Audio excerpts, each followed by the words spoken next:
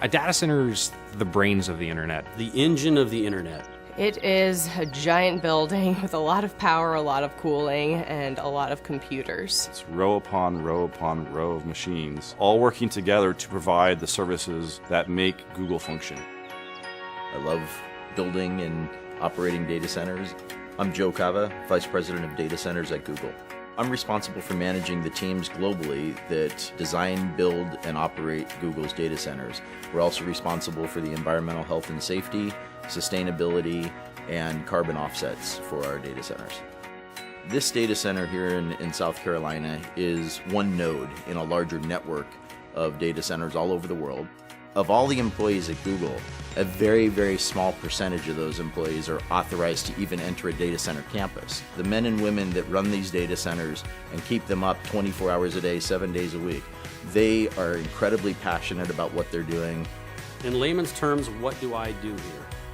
I typically refer to myself as the herder of cats. And I'm an engineer, hardware site operations manager. We keep the lights on. And we enjoy doing it. And they work very hard. So we like to provide them a fun environment where they can also play hard as well.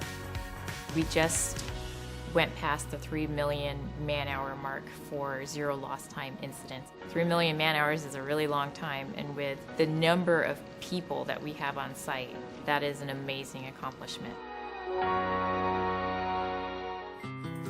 I think the Google data centers really can offer a level of security that almost no other company can match. We have a information security team that is truly second to none. You have the expression, they wrote the book on that. Well, there are many of our information security team members that have really written the books on best practices in information security. Protecting the security and the privacy of our users' information is our foremost design criteria. We use various layers of higher level security the closer into the center of the campus you get. So just to enter this campus, my badge had to be on a pre-authorized access list. Then to come into the building, that was another level of security. To get into the secure corridor, which leads to the data center, that's a higher level of security. And the data center and the networking rooms are the highest level of security. And the technologies we use are different. Like for instance, in our highest level areas, we even use underfloor intrusion detection via laser beams. So I'm going to demonstrate going into the secure corridor now. One, I have to be on the authorized list with my badge. And then two, I use a biometric iris scanner to verify that it truly is me. Okay, here we are on the data center floor.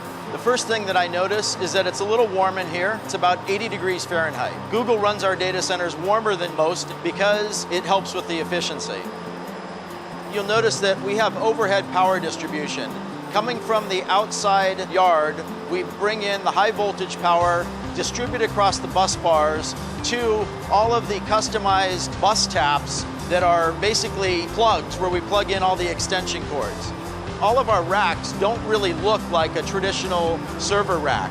These are custom designed and built for Google so that we can optimize the servers for hyper efficiency and high performance computing.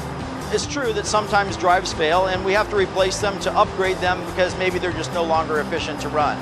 We have a very thorough end-to-end chain of custody process for managing those drives from the time that they're checked out to the server till they're brought to an ultra-secure cage where they're erased and crushed if necessary. So any drive that can't be verified as 100% clean, we crush it first, and then we take it to an industrial wood chipper where it's shredded into these little pieces like this. In the time that I've been at Google for almost 6.5 years now, we have changed our cooling technologies at least 5 times.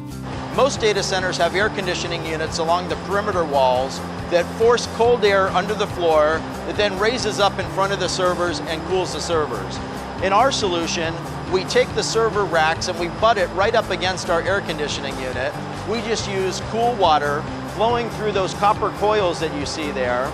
So the hot air from the servers is contained in that hot aisle.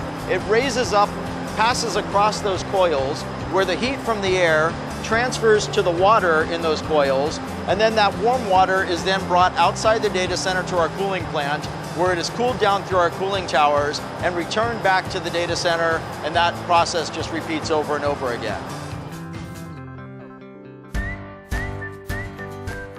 To me, the thing that amazes me about Google in the data centers is the pace of innovation and always challenging the way we're doing things.